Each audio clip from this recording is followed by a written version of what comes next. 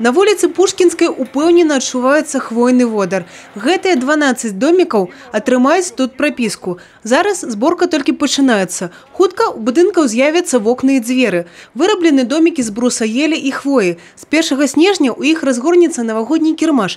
Працаваць ён будзе штодзень з 11 до 22 гадзін, аж до 19 студзеня. Представлены будут горячие напитки, чай, кофе, глинтвейн, кондитерские изделия, продукция общественного питания и, конечно, новогодние товары, новогодние сувениры. Брест – это европейский город, мы развиваемся и, конечно, хочется, чтобы ярмарки у нас тоже соответствовали нашему городу.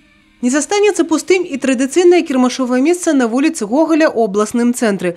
Тут кірмаш стартуе 6 снежня і будзе працаваць штодзень з 10 до 19 гадзін. На ім таксама можна будзе набыць атрыбуты навагодняга свята. Сваю прадукцыю прадставяць і рамеснікі. Кірмашовыя цэны арганізатары абяцаюць на ўзроўні мінулага года.